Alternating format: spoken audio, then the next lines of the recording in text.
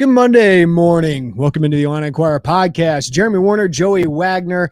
Apologies for not doing this at midnight on Friday night, but Joey had a weekend to get to. We both had writing to get to, but we are going to wrap up Illinois football's spring ball all today. We have 10 fill-in-the-blank questions we're going to answer. Joey and I will go back and forth. I think it'll do a good job of recapping this Illinois football spring off season and look ahead to training camp, look ahead to the 2023 season. Joey Wagner, how was your weekend, man? It was good, man. Nice little getaway, diaper parties. That's the new thing in your early 30s is you go to diaper parties at breweries. I'm used to like diaper kegs in somebody's garage somewhere. This is a different change of pace. Nice. You get a lot of those diaper parties here? It's kind of right in your wheelhouse of age. Yeah, and look, man, I don't have kids and those things are expensive. Like we gotta quit having these diaper parties. Children are very expensive, Joey. When I say those things, I mean diapers and wives, not like kids. That's a pretty important thing. Diapers are very expensive. Before we get to Illinois, we're going to try and get to some recruiting. It's not going to be a recruiting focused podcast, but at the end, I'll do some quick hitters, name some names, talk about where Illinois stands with some of those guys as well. But this weekend really was about #golf school. What a golf weekend for Illinois golf. Let's start with Crystal Wang's historic performance. She goes 9 under 62 on Sunday and really carried Illinois women's golf to its first Big Ten championship in program history. I mean, that's a program that's been in place for almost 50 years now. And it's had several Big Ten champions, including Renee Sloan, the head coach, formerly Renee Heiken. She was the last one to win a Big Ten medal and Big Ten individual championship. That was back in 1993. She also won in 1991. But just one of the most dominating performances I've ever heard of, seen at the college level. Crystal Wang won by 12 strokes. And I say carried, she did. But Isabel Tsai had a really strong weekend. She finished 4th individually. And this is a women's program that's kind of gradually got better. And Crystal Wang's kind of the same thing. Had a really strong freshman year. Around the COVID seasons, wasn't as good, but was really good last year, and then has just taken her game to another level. She's going to set the stroke record at Illinois by 2 strokes average this season. So what an amazing feat, Joey. And for the women who have had some big steps forward here in recent years alongside Mike Small and his dominant men's program, like they get those facilities too. Sloan's done a nice job of bringing in some talent from across the country. They got to the NCAA championships in 2019, and now they have some momentum going into the postseason. But to get that Big Ten trophy for the first time, what an amazing performance by Crystal Wang. Yeah, that's huge for Illinois. And you're right. She had a pretty good year last year and just put it all together at the right time. It's a shame that was in – I say it's a shame. Like it was in Pittsburgh, and like you wish it would have been a little bit closer for people to see. But what an absolute dominant performance. I know we'll get into the rest of it, but there was like an hour yesterday evening, where it was just like golf news, and she was right. And the biggest news of all of it, I think, and that was a huge day for her and for the Illinois women's golf program. Yeah, and I caught up with her and Renee Sloan. You can check out that story at Illini Inquirer. Caught up with them late at night, and it was kind of fun talking to Crystal. Like you could tell us like she was getting ready for bed. She called me up, and she was just like, I was like, "Can you explain this day?" And she's like, I really can't even grasp it still. So it was kind of cool to talk to her in that moment where she's had a couple hours to reflect, but it's still kind of settling in. So you could check that out. But one of the all-time great performances, obviously her best round of her career. And then Adrian Dumont DeChassert, man, like he's the best athlete on campus. I mean, there's some others, but Dumont DeChassert, just what he's done over his career is unbelievable. He gets his first individual win of the year, but it's his 6th top 6 finish. He's just so consistent. As Illinois wins the inaugural Fighting Illini Spring Collegiate by 26 strokes, Joey. I know it wasn't a strong field. Northwestern was the only other ranked team in that field, but Illinois beat them by 26 strokes. They've won 6 of 10 tournaments this year. I've seen a lot of national contenders at Illinois. This team has national contender written all over it because it's got Dumont DeChassert at the top, a guy who can win any tournament, Tommy Cool, Pearson Hunt, Jackson Buchanan has been able to be in contention at the top of tournaments. And then Matisse Bissard, the SIU transfer, really gives them some depth. So they didn't have depth last year. They didn't have a lot of guys they could count on outside of their top two. This weekend was just another great showing from Mike Small's team. And heading into the postseason, winners of 12 of the last 13 Big Ten championships. That's this weekend in New Jersey. And then, of course, the NCAA championships. You got the NCAA regional before that. Illinois didn't get past that last year, and they care about that. They missed out on the NCAA regional for the first time since 2007. They are intent on playing far better this postseason. So not much more you can say about Mike Small's program, but just dominant. No, we knew they were going to dominate this field. The weather probably made it more difficult. Like, they won by 26, and had it not been so miserable all weekend, that's their home course, you would assume it would have probably been a bit of a wider margin there. But yeah, man, they're frustrated, I think, by how last season ended, but they're also a mature group who's been around for a long time and knows the ups and downs and has been as that NCAA situation before. It's really fascinating to see what they're going to do in the postseason. You mentioned Dumont DeChazard, not to derail, but you and I have had this talk of which athletes on campus are the best at what they individually are asked to do. He and Olivia Howell are like, at least in the top tier. You can make an argument for others to join them, but like they are like written in Sharpie in the top tier there. Yeah, it's going to be the Dyke Edelman Athlete of the Year voting is always interesting. Like the Howell and now Crystal Wang kind of conversation is fun. Man, Adrian, is there anybody that's competing with him? Chase Brown was an All-American. Chase Brown would be in that mix. Devin Witherspoon would be in that mix. Devin Witherspoon.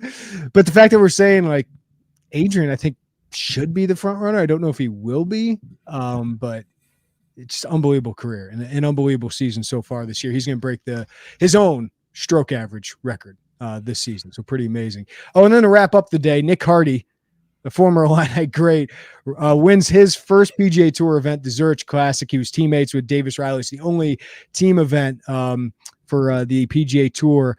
He takes home $1.24 million for the weekend and then has a 2-year exemption on the PGA Tour, which is probably more important than the money because it allows him to make a lot more money and just stay on tour. So to do that is pretty big. I mean, Thomas Peters had a hell of a career overseas. Thomas Dietrich's had a hell of a career overseas, but to have somebody on the PGA Tour like Nick Hardy, Nick was one of my favorite guys I covered in that program, but that's a huge recruiting tool for Mike Small as well. But kudos to Nick on a huge weekend.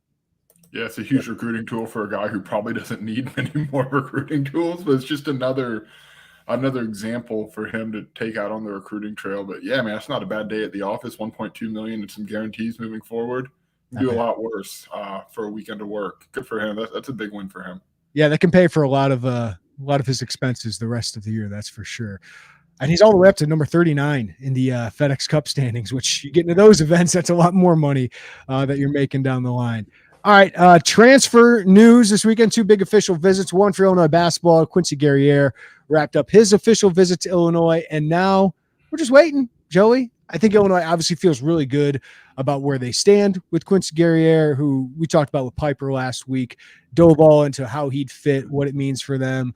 But with Coleman Hawkins still in the air, with Terrence Shannon still in the air, if you can add a piece like this that can play with any of those guys, can maybe have a top 3 or 4 role on this team, regardless of who's there, I think would be significant addition for Illinois. So I think they're sitting in a good spot, but we're just still waiting to see if he visits anywhere else or if he has an announcement to make. Yeah, transfer portal recruiting is so much different than, like we're getting a few months away, Jeremy, from us, like calling after officials, like, hey, what'd you think? And you don't hear much until you hear it from them. But yeah, it'd be a good fit. And you're talking about more roster construction where you fit pieces around and it's not so centric at 1 or 2 places. And that's still feels like the early stages. And, eventually there's going to be a domino one way or the other for Illinois basketball, but you want to get as much talent as you can to prepare for as many situations or bolster yourself in case things fall in the right direction. And of course, if there is news on Quincy Guerriere, Piper and I will convene at some point for an emergency podcast on that. But if you want more on Guerriere in the meantime, go back, listen to the last podcast that Piper and I did together, talking all about this. another transfer official visit. This one for Illinois football. Cornerback Jalen Davis just wrapped up his official visit. He's Oklahoma transfer, started 13 games at Oklahoma, pretty experienced, solid performer for the Sooners, obviously at the Big 12 where they throw the ball quite a bit. So, Joey, what do you think about Davis taking Jaden Davis? Excuse me. What do you make of him taking this a visit and what Illinois, how he'd fit at Illinois? Yeah, you look at with especially this part of the season, you've got to look at who they're offering, what they're doing, and this tells you that obviously they've been over the moon about Taz Nicholson all year. Like I don't think there's any question that he's the number one cornerback on this team. But then you're looking at a junior college transfer, Caleb Patterson, a redshirt sophomore at this point, and Tyler Strain. Like, there's not a lot of proven depth there. And if you can get an older guy who's been around, that's what Illinois needs as you look at the secondary that's young. So I think we had spent a lot of time talking about, will they add defensive line? What about, and all these things are still on the table, tight end, wide receiver. I don't know that you and I had defensive back super high up the list. So in that, no, I'll raise my hand. Like yeah. I could understand why you'd want another experienced guy, but they added 2 transfers at defensive back already. I felt Tyler Strain was a guy you felt like could perform, be a solid starter for you. I think this probably means Caleb Patterson probably needs some time, and maybe they just want to make sure that this defense remains really good and add as much depth as possible, because if you have an injury there, you're playing redshirt freshman, true freshman potentially at this position. So adding depth, adding competition, forcing Tyler Strain to win the job, or just upgrading over somebody like Strain or Patterson makes some sense. And maximize your best sell. We've talked about a number of positions, and defensive back is in that category. If you can get him, I was just scrolling through, I can't find the link now, but 24/7 had a list of top transfers in the portal right now, and he's in that top 15. It's too far down my Twitter page. The Athletic had him at number 21 of available transfers. Now we'll talk about a guy who joined that list probably in a second here, but I think it'd be a really, really good addition. I think, you think of the transfers they've added, Jaden Davis would be behind Altmaier as the biggest name they've added. I mean, Kario Harper was a good get. But he didn't make an impact really at Louisville, but was an FCS All-American. But Jaden Davis played for one of the best programs in the country and started. Yeah, 24/7 has him as number 5 right now, available in the portal. You're talking 1,500 career snaps. Honestly, take Taz Nicholson out, that might be the totality of career snaps for the Illinois secondary, period. Mm-hmm. You could maybe even have Taz Nicholson in there and get pretty darn close. So yeah, that would be the second biggest pickup if they could do it. They got him on. I think he was that was his first visit. Yes. Again, as we just mentioned with Guerrier, you follow the visits, right? And getting a transfer on campus is important, but actually that quickly, getting him out that quickly. Yeah. I don't know where else. I haven't been able to talk to him yet. As Joey said, it's a little bit different with transfers, but from Fort Lauderdale, played at Powerhouse, St. Thomas Aquinas. That's where James White played. Mike Epstein, of course, played. He was talking with Taz Nicholson the entire time during that spring scrimmage. So Florida guys, Aaron Henry being a Florida guy, Bielema with all his connections down there. And of course, you said the sell. I think obviously Jaden Davis would have reasons to want to play at Illinois. And there's a starting spot available. He's got to fight for it. But, for his final year of eligibility, this would make a lot of sense. It would, and we'll see the article. I'm not breaking anything. It's not a VIP. It's Florida. He's from Florida. There's probably a number of Florida schools that would be interested in getting him back. So this isn't I don't want to make this sound like a lock or anything along those lines, but to get him there is a good sign. There's going to be competition for him, and that's part of being in the portal, especially this time. I know we kind of talked about it, Jeremy, last time, but this time in the portal feels like schools have a lot more urgency because they just had 15 spring practices to see where they don't feel comfortable, and you're seeing things go pretty quickly. And there's just not a lot of available guys. Right. Now, corner might be a little different than offensive line. Like offensive line, it's just if you're big and can move, congratulations on your Power 5 stop. And probably a really good NIL deal to go along with it. Yeah. One more guy just entered the portal that is worth mentioning here.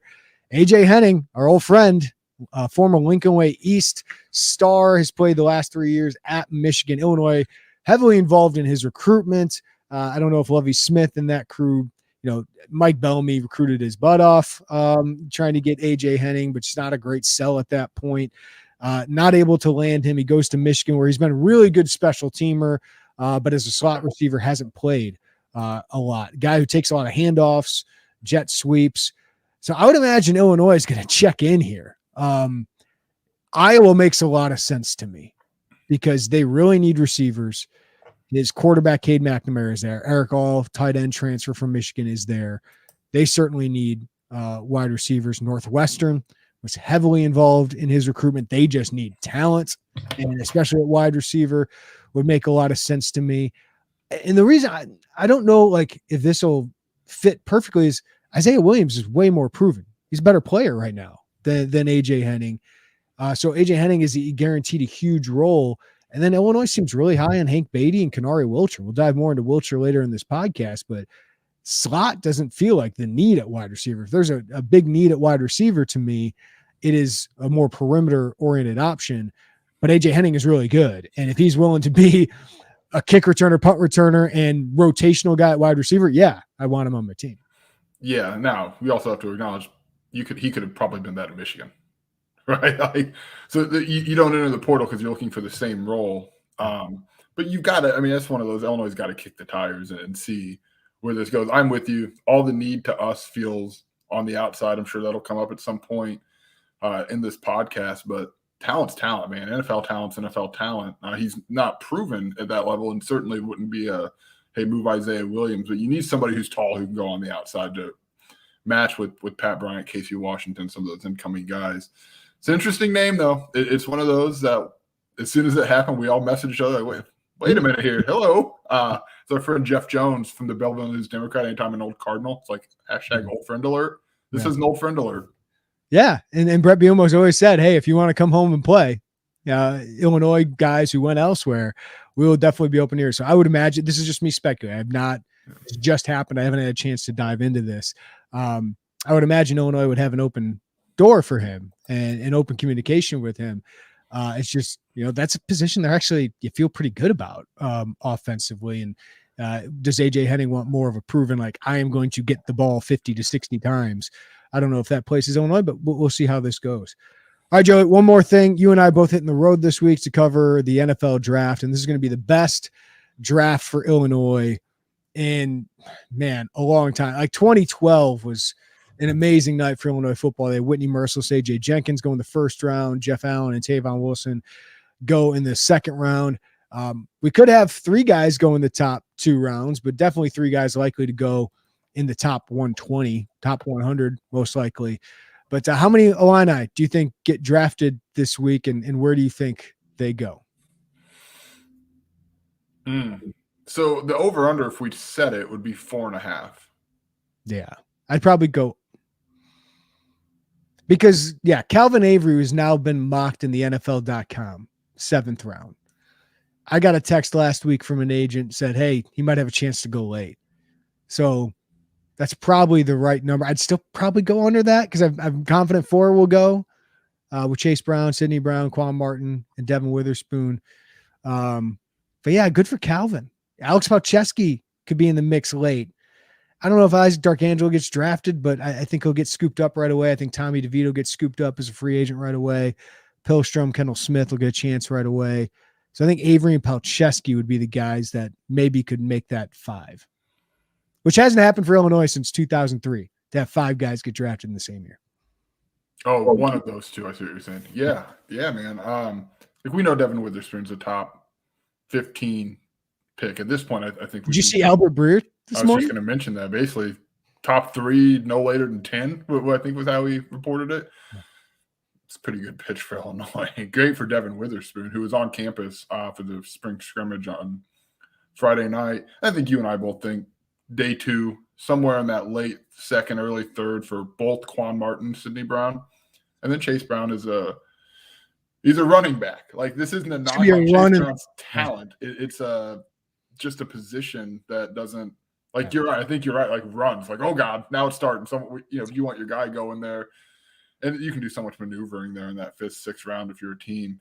So I think it'll be the 4th, 5th rounds. Yeah. Like the Tyjae Spears goes, and then that run starts, like Eric Gray at Oklahoma, Roshan Johnson, Texas, Chase Brown, Illinois, the kid from Pitt, like that whole crew of 7 through 14 running backs. Like I think they're all going to go within 50 picks of each other. Yeah, the only exception running back wise is Bijan Robinson, who's going to be a 1st-round pick. Amir Gibbs is in that class too.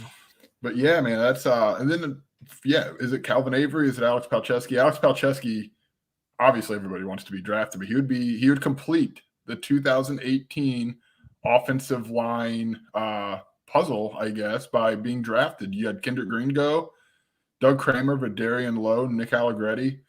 That 2018 team was not very good, and you could look up 5 years later and have all 5 starting offensive linemen drafted to the NFL. I know that means a lot to Alex Palczewski. He's mentioned that a number of times at pretty much any given turn. Calvin Avery, though, if you're Brett Bielema, you didn't recruit Calvin Avery. That was a very big win for Lovie Smith.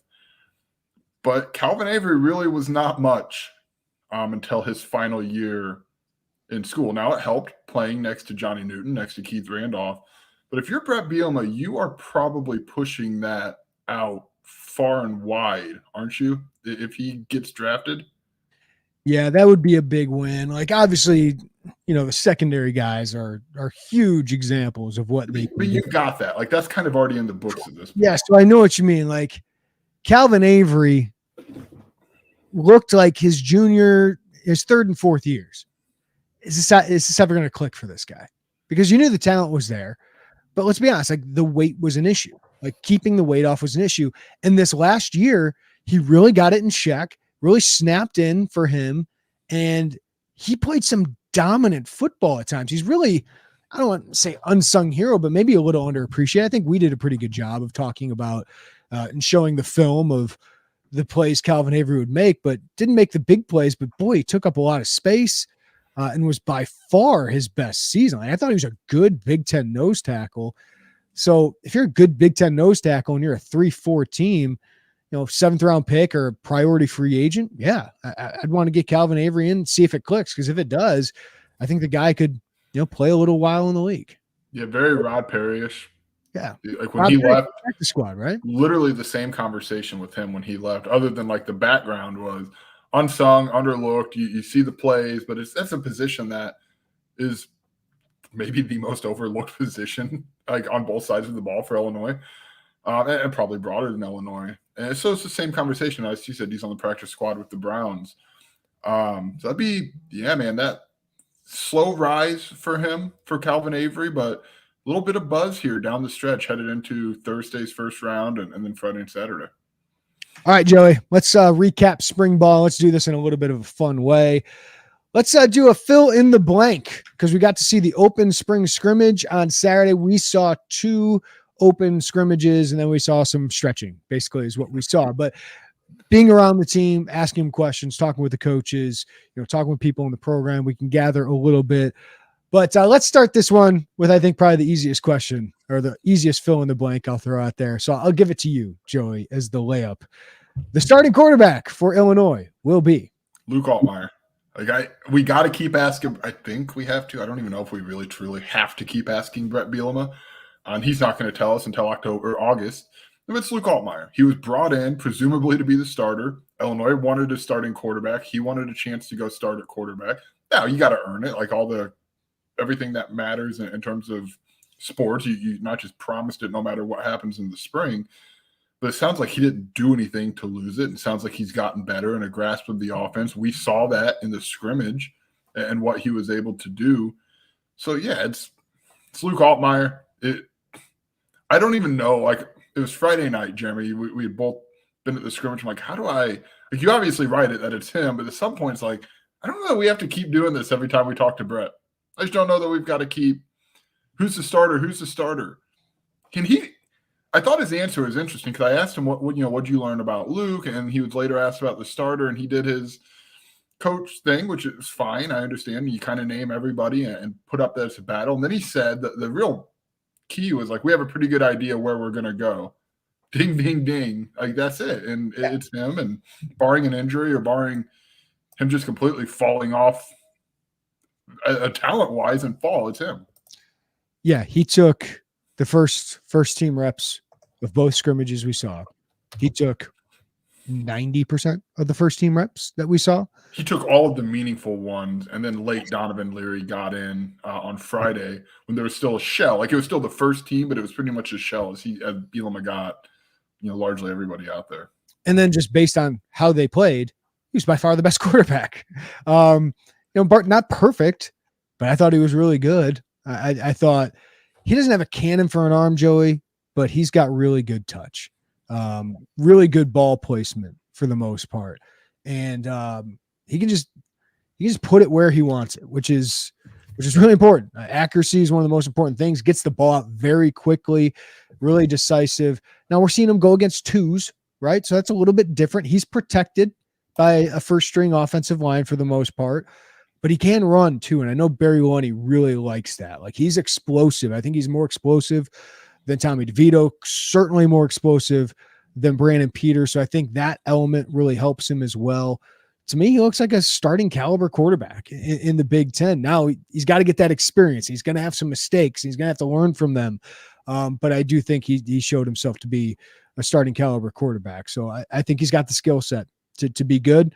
And now we see how he grows, but there's no question. If he's healthy, he's going to be the starter against Toledo. The bigger question, Joey, is the backup quarterback will be. I'll let you take this one too. I think Donovan Leary. Because when we said that Luke Altmaier on Friday took all of the 1 reps until the very end, the guy who came in was Donovan Leary. And it sounds like they're really encouraged with the steps that he's taken, which natural steps, obviously, right, for a full year in college. But he's been impressive to them. And I don't think it's lip service in the sense, like, I think quarterback battle is lip service. But I don't think it's lip service to hype him up. I think there's real progress that's been made with him. And it shows, and we saw a little bit of him on Friday night. I think he's done a good job. And you bring in John Paddock, who would be the main competition. And I don't know, I think I know how you're going to answer this, so I'm not stepping on your toes there. But you brought him in case it doesn't go well. If you need to go to Donovan Leary and it doesn't go well, but that's what you want. You want that development over time, and I think that's him. And I'm eager to hear kind of just more about him in the fall. I know you got a chance to talk with him, Jeremy, last week. A lot of fun to talk to him. And they gave him chances, right? Like they allowed him to compete for this job. And I think the bigger question is who's the backup quarterback. I still think that's a bigger question than who the starting quarterback was. I can see Paddock maybe having a strong camp and edging out. Like I think this continues to be a battle going into the season because Donovan Leary has no experience. John Paddock does. So this might not be an answer we have until, say, Altmaier has an injury. I would say we will not have this answer until like literally everybody sees it.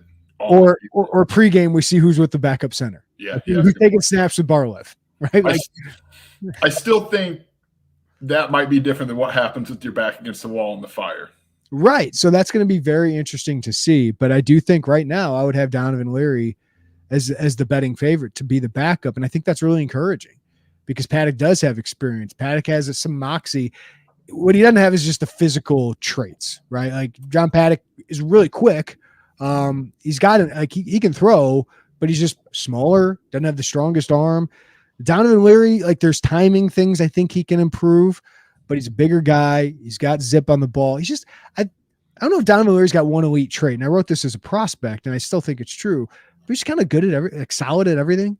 He's got a solid overall skill set. And, of course, I think the mental part for him is really strong. Coming from his background, obviously with his brother Devin being a good starting quarterback in college football now at Kentucky after transfer from NC State. I think he's got the edge. And I think they really like him. I think they really want to keep him long-term. And they think he can be good and potentially be a guy that if Altmaier can't go someday, maybe not this year, but maybe next year, like, he can be the guy. So I think they really value him, and I think they're going to give him every opportunity to win that backup job. All right. I put out this one, Joey, a player I wish we wrote more about. And I'm going to go with this one first. I wanted you to, yeah. I think we talked to him early in spring camp, but if I had to make like a star of the game outside of Altmaier, look at you nodding. I know exactly. It's one of mine too. I think this guy is so important to the team. Like, there's not many players on the roster who are like him. He was good last year. So maybe you and I don't focus enough on the guys who are like good, but maybe not great yet from the year before, but could be great this upcoming season. And I'll stop teasing. It's Pat Bryant, wide receiver. He is one of the most important players on this offense. We know Isaiah Williams is. We'll get into the running backs here. We'll get into the offensive line here in a little bit. But Pat Bryant is big. He's athletic. I think he can make plays after the catch. He didn't really show that last year, but they think this passing game can take a step forward. They really do. There's some optimism about where this passing game is at compared to last year. But I think for it to take a next step, they need Pat Bryant to be really good. And I do think he can be. I think he can be a 700-yard wide receiver in this offense because I think he can get 50 catches and get to that. So I think Pat Bryant is really important. He had a phenomenal spring scrimmage the other day. Just some of the adjustments he makes in the air. He's got phenomenal hands, good athlete, solid speed. Just a little bit more of a playmaker than Casey Washington. I thought Casey had a strong spring from what we saw as well. We just know Casey's not going to make a ton of plays after the catch from what we've seen so far. But if Pat Bryant's good, I think this passing game could take a step forward. So maybe I'll write about him in the upcoming week. I nodded like an idiot thinking I had the answer, and I did not have the answer. Okay. I had Pat Bryant to tease for a later one. But yeah, he's the guy who, if you look at how this roster is constructed, and there's still receivers, obviously coming into the summer, but look at how it's constructed. He's your guy who, if you're going to stretch the defense vertically, like he feels like your best option because he's long. You can get some of that separation and go up and find. I know Jay Lehman last year talked about Isaiah, like just a smaller catch radius with Isaiah Williams. He's not a very big guy. And conversely, Pat Bryant is quite the big guy. I'm going to go with Dylan Rosiak. He was another guy we talked about early. I know you were swooning a little bit on Friday night, Jeremy, watching him. I loved him. It's hard still to project CJ Hart because we're still largely basing on 3 quarters 2 years ago with him. And I say that he was productive at NC State. That's not fair to just wipe that off the slate. And he played a lot last year. Yeah, he didn't look. Plays, yeah, it didn't look like himself. And someone's got to replace Isaac D'Arcangelo. And I think Dylan Rosiak is more of that middle of the field guy with the speed if he needs to drop back in coverage. Kenan Odeluga is, I think they're high on him. You see he played a good amount in that package, but he still feels a little bit more specialty package, rush the quarterback type to me. So I think Dylan Rosiak is a guy who might look down and he might be on the field. Brett Bielema called him a firecracker in camp when they first got in that spring training camp when they first got there. And you're like, yeah, okay. All right. He's a true freshman that you didn't recruit. We'll see. But hey, he's still around, and he's a guy who could slide right into that. Yeah, I'll probably talk here a little bit more about Dylan Rosiak in a little bit. All right, Joey, the biggest riser on the depth chart was? Griffin Moore. I had to take yours? Yeah, I got 2 of them. Oh, yeah, I got 2 also. I think it's Griffin Moore, man. The Illinois tight ends were not that effective in the passing game outside of all the people. And I don't mean that as a knock to Michael Marquez, but the dude was a linebacker and defensive back for a period of time in his life. Outside of him, the passing game with tight ends just really didn't exist much last year. And Tip Ryman would tell you he wants to be better. He's the presumed number 1 tight end. I don't even know if it's presumed, like he's the number 1 tight end. But he'd tell you he wanted to be better in the passing game. And Griffin Moore is a guy who seems like a natural, fluid pass catcher. He's a good athlete. Is he the blocker that Tip Ryman is, or that Luke Ford or whoever the case may be? No. But he can be more active in the passing game. I think Illinois really, really needs that. And notably, Jeremy, we saw more of him on Friday night than we saw of Tanner Arkin, the Colorado State transfer who joined Illinois this offseason. That's not to wash away any hope of Tanner Arkin, contributing to Illinois, but I think Griffin Moore was the guy that we didn't know. Like, he's getting to that point where you got your 4 years, then what? We didn't really know. But man, there's been really good vibes around him, and that dates back to the ReliaQuest Bowl. Jeremy, we saw him go in and make a catch. I know you chatted with him too. Yeah, no, had a great conversation with Griffin, and it's a guy I wouldn't have had on my list of guys that could break through. I thought he looked really good the other day.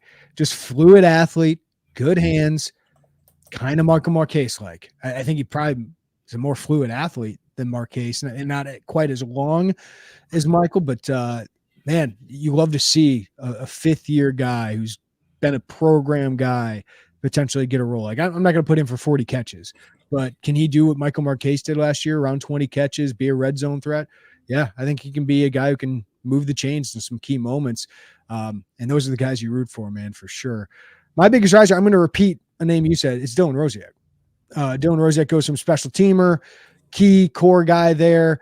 I think he's going to be a starting linebacker. I really do. I think Tariq Barnes is going to obviously be team captain and your Mike linebacker, but I think Dylan Rosiak is going to play a big role on this team. Isaac Darkangelo led the team in tackles in that role last year, and he's just got some speed. He's got some nastiness, sideline to sideline.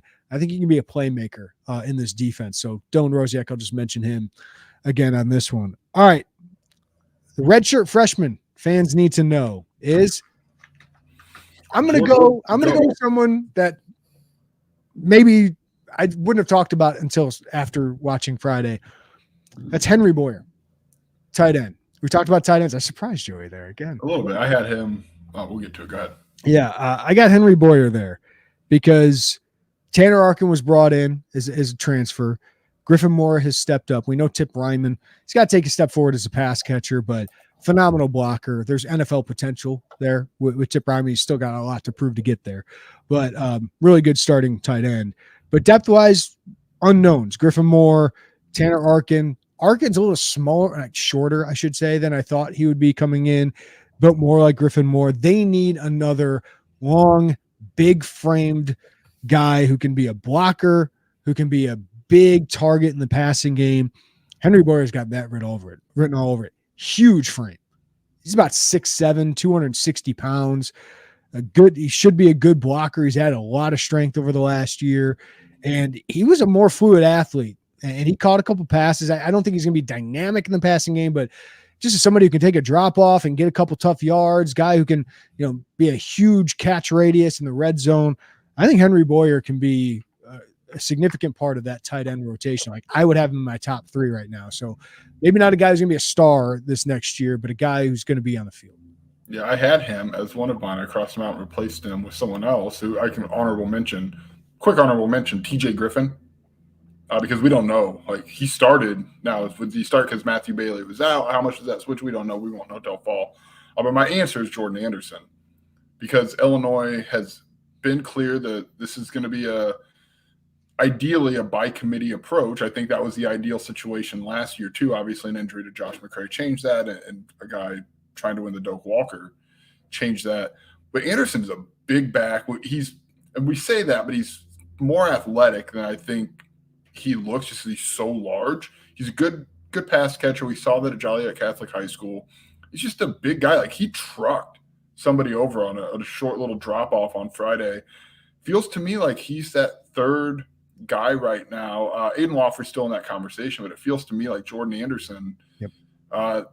And we heard the buzz. I know I've said that on here before, and you said that on here before, but there was buzz dating back to last season. Starting to see that. I think you'll see that carry over in a different offense. They're not better without Chase Brown, but I think things are more interesting, and they can be a little more idealistic in how they want to divide handoffs to running backs. Yeah, I feel like I've said enough about buying stock in Jordan Anderson on this podcast that I want to hand that to you. So well done there, Joey. Yeah, if Josh McCray or Reggie Love struggles or gets hurt, I think Jordan Anderson, very capable player, and I think he can find a spot in the rotation regardless. I think he can find some snaps there because they're going to go more by committee. All right, the true freshman who made the biggest impression this spring is? Do you want to go? Because I know your answer, and I'll have a different one. No, you go. He's got to be Kenari Wilcher. You say someone's the fastest guy on the team, and then all of a sudden everybody on the team, if you, not to us, but like you say that around, and there's all sorts of competition because these guys are competitive as heck. But George McDonald really praised him a few weeks ago and talked about how he's swimming, but he's probably ahead, I think was the word George used, of most early enrollee freshmen. And you think, all right, right? I mean, there's literally nothing we can say or do that would disprove that because we don't see anything. But that the more people you talk to, the more we watched, it doesn't feel like that was just a pat on the back in front of cameras from George McDonald. It does seem like he's really earned some trust. He led the state of Florida in receiving, which is no joke. Obviously, it's Florida. We wondered, I think our big wonder with him was, okay, Isaiah Williams, pencil him in, starting role, huge role. And I still think Hank Beatty is behind Isaiah Williams, but we also saw on Friday in limited amounts, this isn't trying to make Hank Beatty sound like an outside wide receiver, we saw them move him around, which opened the door for Wilcher to get in there and get some snaps. So there's not a huge list of, I mean, there's a good number of early enrollees, but I think he's the one who you look at and say, he's got that burn, that speed, and they prioritized yards after the catch and playmaking, and he would fit into that category for me. So I guess I'm going to lean with him for now.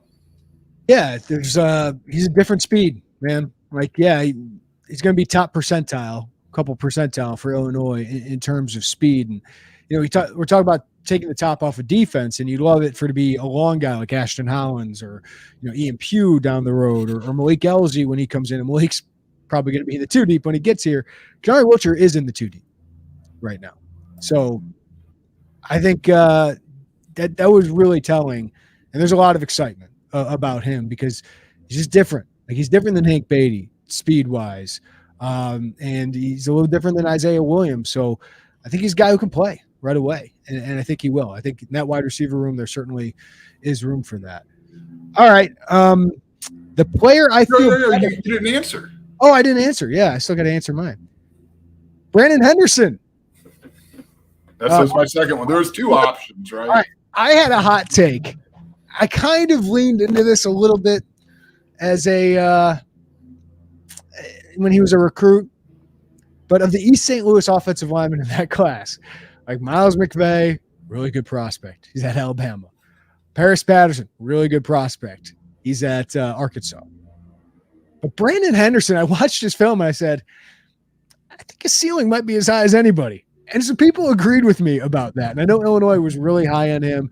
He was late to football. He's still a little raw. And boy, we saw some reps where Keith Randolph owned him or Johnny Newton or Gabe Akis or whoever owned him. But I don't know if anybody gained more by this spring than Brandon Henderson enrolling early, getting second team and first team snaps at tackle when they would rotate Julian Pearl out. This is a guy that I don't think is going to play this year, but we're going to be talking about next year's potential starting tackle at Illinois. And I think he was under-recruited.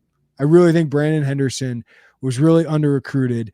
If he had another year of development at the high school level, I think we'd be talking about him as a top 247 prospect, all of that. So I think Brandon Henderson, like we heard Barry Loney talk about him a few times, like mentioned him a few times without anybody asking about Brandon Henderson. So I think they're extremely high on his long-term potential. I've always been high on his long-term potential. And I think enrolling early was massive for Brandon Henderson. Yeah, I talked to a couple coaches early in spring, and they would say like they'd rewind his film because he'd do something on the offensive line, and it'd be like, you're probably not supposed to do that right yet. Now, I think it was like a kick out. And then you'd kick and he'd freeze, and he'd look like a freshman again who's supposed to be at the prom this week or whenever that case may be.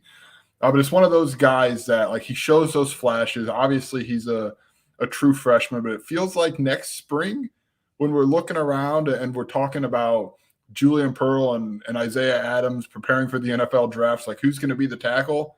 And we're inevitably going to talk to Brandon Henderson. And the question's going to be, boy, last spring kind of sucked, huh? Like going up against those guys, but how much did that help you? Like that's going to be the story with him. I don't know that he'll win the battle next year, but he's going to be a real contender. Obviously rosters can change Jeremy so much on terms of additions, but the appraise for him has been like far and wide and pretty effusive.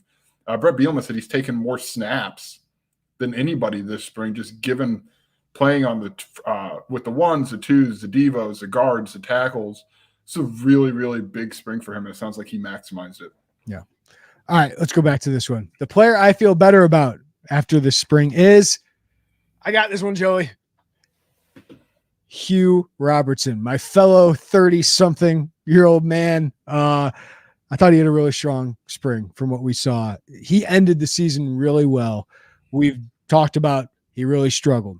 Some of his struggles really cost Illinois in some losses, but I thought he looked really good in the spring. We only seen 2 open spring scrimmages. The thing we do see more than anything during the 10 or 15 minutes is punting and kicking. And I think Illinois' kickers look good. We've talked about that before, but I thought Hugh Robertson looked like he'd improved a lot. I don't know if that's just gained from experience.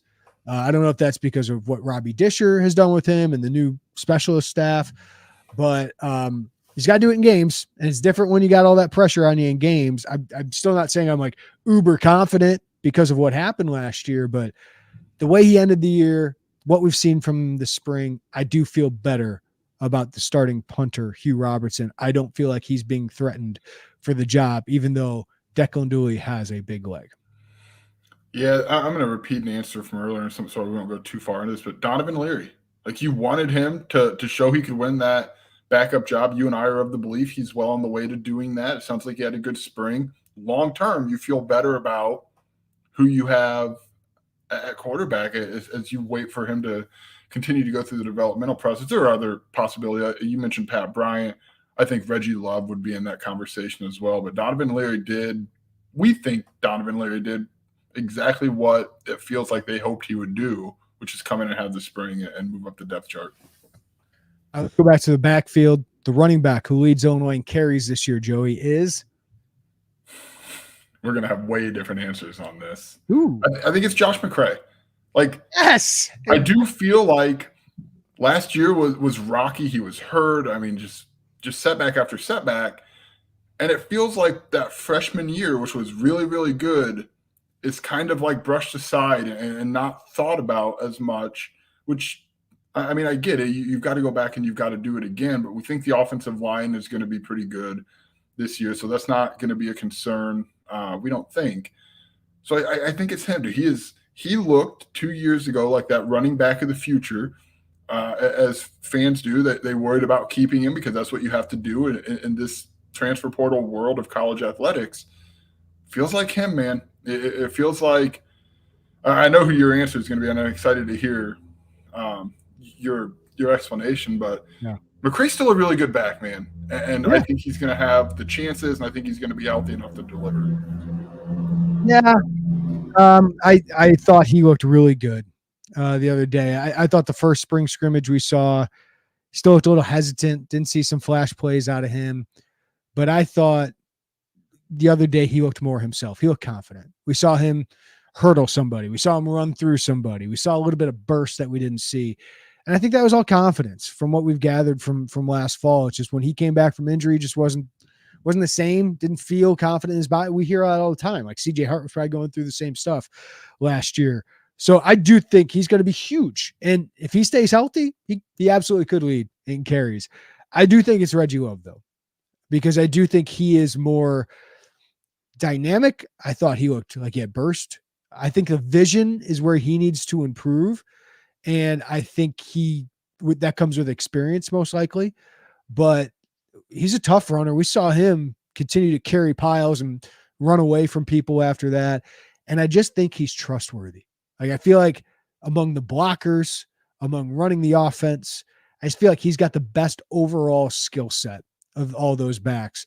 But if I had to break this up, Joey, I go with Reggie Love for like 160 carries, Josh McCray for like 130, Jordan Anderson, 50, Aiden Laughley gets a couple dozen. Like, I can see, and Luke Altmaier is probably going to be a factor in the running game as well. So I think it's going to be very close between Love and McCray, and that all assumes, of course, health, which for this position you can never assume.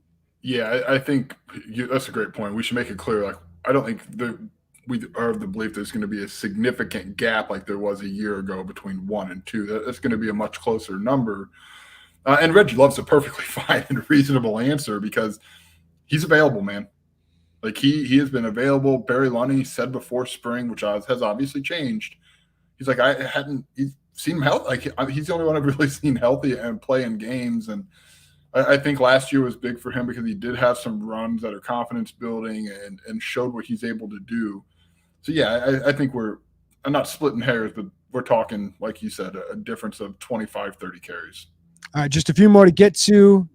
The hardest position starting group to predict is defensive backs, because we know one starter at one position for sure, which is Taz Nicholson as the starting corner.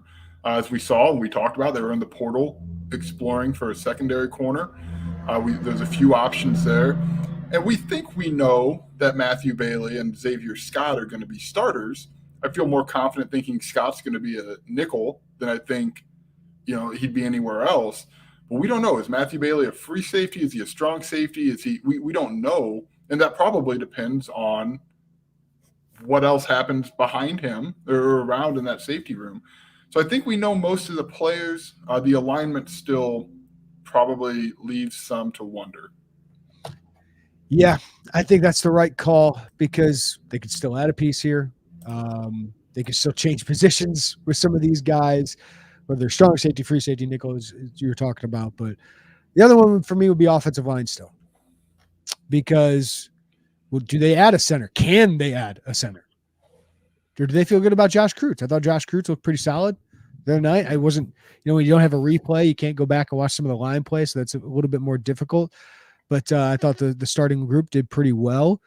Does Zy Crisler replace Jordan Slaughter? Does Jordan Slaughter win that job? Does Zy Crisler move to right tackle and beat out Josh Gesky? All of that stuff I still think can play out here. So I still think that's a tough position group to kind of figure out as well. The biggest remaining concern for Illinois football is tight end. I think it's tight end because I don't know beyond it. I don't feel very comfortable. I'll let you go before I tell you what I wrote my other options to be. Actually, forget that. Let me remake this. The youth and the defensive secondary. Yes. That to me is a concern because I asked Aaron Henry about this and kind of not the runaround, but a very optimistic answer. Can they still play man with the youth they have back there? They're so effective in man. And he thinks, yes, I'd like to see that before I go all the way in. But I think just you went from such an experienced group with so much NFL talent to a group that just doesn't have the snaps under their belt. Yeah. And you're seeing that with what they're doing in the portal. So I think it's youth in the defensive secondary. Yeah, we mentioned that number. What was it, 70-something% of snaps? I played man. And they could do that because they had that secondary, but that also allowed them to get more pressure on the quarterback. But I find it fascinating, Joey, you're talking about that. I think Aaron was mentioned, we'll probably play a little bit more zone. That's what I got out of it. But they're still going to be a man team. I think they're predominantly still going to be a man team. And I think Brett Bielema mentioned we need to get more out of our pass rush. Was that because he knew they were going to be young in the secondary and they were losing NFL guys in the second? I think it kind of goes hand in hand that, hey, we need guys to win more one-on-one battles, maybe one guy to take on some double teams and be able to occupy that double team. So I'm fascinated by that to see what Charlie Bowling gets out of. I think Seth Coleman's got more in the tank. We know Gabe Akis has more in the tank because he was just a freshman and he can only get better from here. But those two, I think, are NFL players. We know what Johnny Newton and Keith Randolph can do. So that fascinated me. That I think Brett Bielema thinks they can get more out of Seth Coleman and those outside linebackers, Gabe Akis and Alec Bryant. I think is a really solid piece behind them. And Jared Beatty looked the part to me. Still probably got a way to go developmentally, but really, really impressive physique on him now. So I think we could throw a lot into here, but I still am a little concerned about offensive line. I guess outside of those two starters, Zy Crisler I expect to be better. But Josh Kreutz and Josh Gesky, they need to step up, or Jordan Slaughter needs to step up into a solid starter because their offensive line was really good for the most part last year. Is it going to be as good? And what's that mean for a running back crew that doesn't have Chase Brown? But I still think the most important thing here is the passing game has to be better. It got better last year. It needs to take another step. They still need to prove that. And there's still some depth concerns for me at wide receiver. Maybe Malik Elzy answers all those. Or Colin Dixon and Malik Elzy answer all those when they come in. So we'll see. That was my outside. I had this tight end mistake, but wide receiver depth was my second one. I think slot, they've got some really good options that they're excited about. But there's just still a lot of youth beyond Pat Bryant, beyond Casey Washington. So it feels like it's a smaller list, Jeremy, I think, than we've ever talked about after a spring game, which is the process of building a program. But there's still very important things that they've got to address or not prove to us, but show on the field. All right, before we get out of here, Joey, let's talk a little bit about recruiting. I'm just going to wind through this pretty quickly.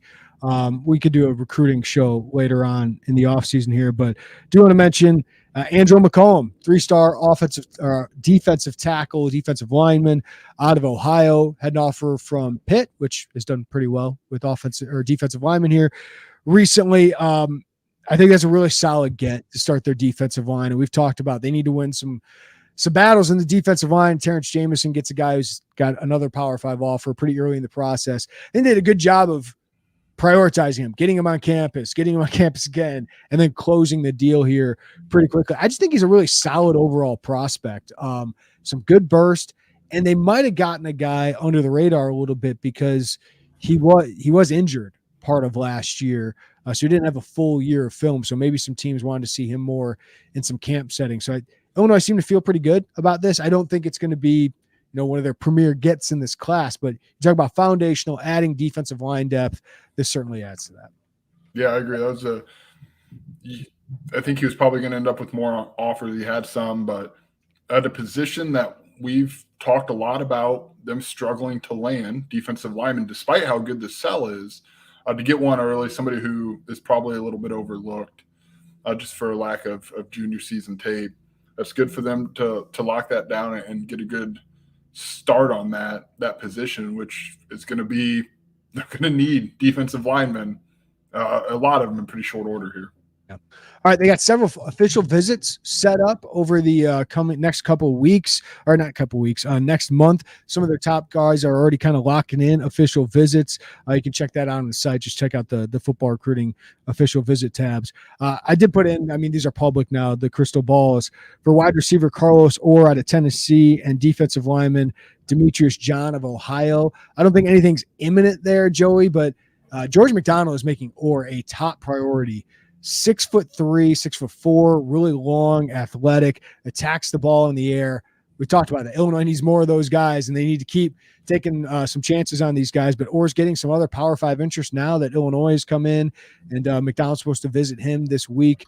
He's going to take an official visit at some point. So he feels like a guy that another visit, you could close this one down because they have made him a top priority, and he has no other Power 5 offers at the moment. The other guy, Demetrius John, I think this kid's really good. Illinois probably don't want me saying it. I think he should have more offers. He's got a couple other Power 5 offers. I believe Boston College is one of them. Another one I can't think off the top of my head, but really long, athletic. I think he can play the 4-eye or 5 technique or the 3 technique. But, man, going to Ohio, like Terrence Jamison, I know he hasn't gotten those in-state kids, but he's gone to Michigan. He's gone to Missouri. He's gone now to Ohio. He's going across the Midwest. And I think Demetrius Johnson, no doubt, Power 5 guy. I would be very excited. Like, he's already turning into like one of my guys in this class. I think he's really good. Yeah. Already? Yeah. I just look at this film, man. I think this guy should have more offers. And JMO does a really good job developing. So if you give me those traits, you give me the tenacity, the desire to get better, Illinois has done a phenomenal job recruiting him, and he's already locked in his official visit. So I just think they're the clear leader right now. We'll see what happens over the next month or two. Yeah, I'm with you there. And we're starting to see getting McCollum on board and feeling, you feeling good about where they are with Orr and John. You're starting to see them starting to build that web around some visitors and, if not committed people, people who are leaning towards Illinois pretty heavily. So what we thought we'd see from Illinois going into official visit season, which is 6 weeks away, give or take, and you're starting to see that come to fruition. Yeah, they got a lot of Florida DBs locked up for some official visits. Vernon Woodward, Bernard Causey, Chase Green, a few of those. I like all of them. They all look like Illinois defensive backs out of Florida. So they're going to get a couple of those guys. I'm not concerned about recruiting defensive backs right now for Illinois. They're shooting their shot high for some guys. Xavier Lucas got offers from Alabama, some other schools. I've heard he's locked in an official visit for Illinois as well. So they're going to land some Florida DBs and I think do pretty well. Of course, the in-state guys are the most interesting, and they've already added Brandon Hansen, offensive lineman, who is massive. I think people probably saw his I did picture. not think he was that large. I did not think he was that big when he committed. Not quite White-Nackian, but I would qualify him as a van, right? That's what Bart Miller called him, was a van. Yes, he called Hunter. Did he get the van deal?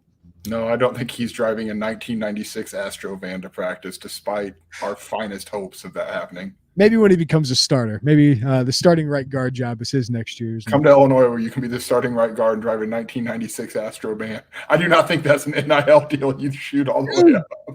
It's a vehicle that you don't got to pay for. I mean, it is, but dealer vehicle, man. It is a very niche vehicle. It'd be that's a great feature story. Like, I'd be all over. Look, I hope it happens, but I hope people that's a tough one. So Brandon Hansen, I think is a solid first get on the offensive line. Bart Miller did a good job there, but there's a lot of top 25 in-state targets who recently visited. Marquise Lightfoot. I talked with him, very positive. Like, I'm not going to predict Illinois to beat Alabama, Ohio State, and all these other Miami, Florida, all these schools, but he's visited Illinois multiple times over the last month. That's a good sign for Illinois. Marion Stewart, I think Illinois is more of a long shot there. Michigan seems really good there, but they get him on campus. Luke Williams on Naperville North, safety. It sounds like it could be an Illinois-Purdue battle for a safety from the state of Illinois. So you're basically selling the same thing because Ryan Walters and Kevin Kane, Brett Bielema and Aaron Henry. That'll be fascinating. Tyshawn Griffin, Morgan Park, wide receiver. I think Illinois is doing well there. Eddie Turk gets back to campus, man. I think Illinois is a major player for Eddie Turk, a defensive lineman, offensive lineman, could play either. Austin Alexander out of Marion Catholic just visited. Darion Dupree, I think Wisconsin's going to be tough to beat there, but I think Illinois has got a really good sell for running backs. I think he's a perfect fit. It's kind of a dynamic threat. They just offered Joe Barna out of Wheaton North, an edge rusher. Charlie Bolin, one of his first offers. Early, word on Charlie Bolin is pretty positive as a recruiter. Lightfoot really likes him. Seems like he's done pretty well there. And then Illinois offered Carson Conkle, tight end / edge rusher. I think he'll probably be a tight end. But out of Pinckneyville, Illinois, downstate Illinois, Indiana offered first, but Illinois, I think, is a better situation. But he's going to come up for an official visit as well. So they're in the mix for a lot of top 25 in-state targets. This is what you want, Joey. We'll see how many they can close on.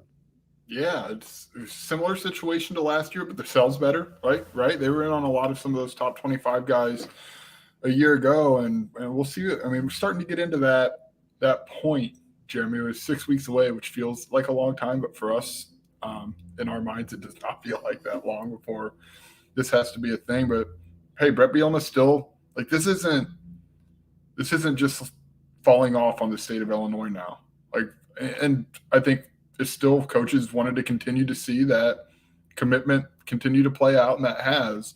And they're in the mix now. The relationships they've built since they got hired are helping them be in the mix for some of these guys who, not to keep going back, and I think at some point we probably should stop, but who 5 years ago, Illinois was not in the mix for these guys. Yeah, absolutely. All right, Joe Wagner, I think we covered it all.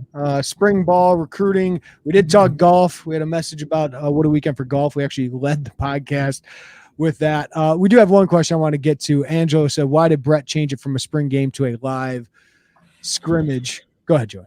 Well, I mean, look, the weather was going to be horrible Thursday. And the point is, if you start a practice and the spring game is this practice, it doesn't matter if you get 5 minutes or 2 hours into it. It counts all the same. And when you have a stadium full of people and TV crews and cameras, it's a lot harder just to walk up the hill and go into the Irwin Indoor facility and get that work in.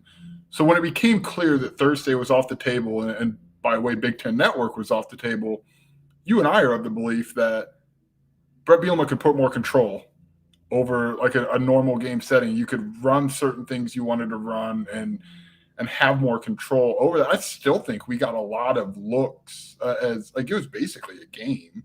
Yeah. I don't think it was entirely different than what we would have seen. Certainly it was different, but that's why. I mean, once it became off of TV, it was a practice that people could go to, and there was no need to keep it as a game. Once TV was no longer an option. Well, Brett Bielema moved it because he didn't want to lose the practice. Right. It was more important to get the practice in for this Illinois football program than to try and play the game and then get it canceled, which it would have been. Like if they went through with it, it would have been canceled. They would have lost the practice. They couldn't have made it up because once you start, you have that counts as a practice by the NCAA. And once it was moved off TV, they could have done a stream or something like that, but Brett Bielema didn't want to show his hand at Toledo. He didn't want to show his hand to anybody else. Kansas would probably be the bigger one. I mean, that's no knock on Toledo, but you don't want to. It's a good MAC program, right? Like that's a team. If it's not on national TV, there's no sense in putting it on camera. Correct. So yeah, it's a bummer for fans that wanted to watch it, that wanted to see a little bit of it. I know some people were mad at me for not tweeting everything. Well, I was on my phone. I wasn't in the press box, and we had a huge recap afterwards. I get that. It's less seeing of them, but I thought for what they wanted out of this practice, which was to get development out of their players, they had it open to fans if they wanted to be there. They showed their team a little bit, but they didn't show too much. So out of a bad situation, I thought it worked out fine. And to be honest with you, recruiting-wise, it worked better because they had 2 days of a lot of good visitors coming up on campus. So we've seen Brett Bielema go Monday night, Thursday night. The intent was Thursday night. I think he wants to find those like as you look forward, Jeremy, into next year.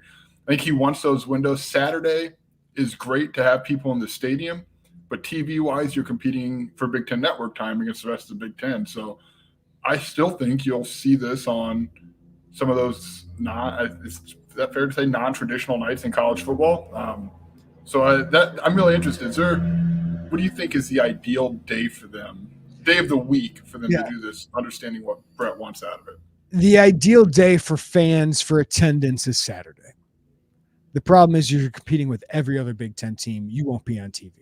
I thought Friday night was perfect. I think Friday night would be good. If they can pull that off and if the Big Ten is not running lacrosse, right, I think that could work out pretty well for them. But yeah, Thursday's tough. I wouldn't want to try and do a Thursday.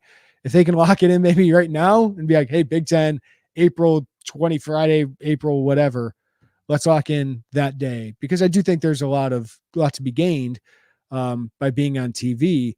But I also think recruiting-wise, getting fans there, a Friday night under the lights would be really good. So I think it's smart to do something different when you're Illinois. You're not Ohio State. You're not Michigan, even Michigan State or some of Penn State. Those are going to get the top ones, going to get the most viewers. But for Illinois to get attendance and TV, I think Friday night would be the best. Yeah, we should say, like, given it was a scrimmage that got changed 36 hours or whatever it was before, attendance was pretty good. That was by the metric of Illinois football spring game standard too. Like it wasn't like you see some of the numbers from across the country, and I'm like, good God, like that is a lot of people to spring game, but it was fine for what we've seen out of Illinois spring games. I thought it was a fine turnout. It could have been much better, obviously, but I thought it was okay. Yeah.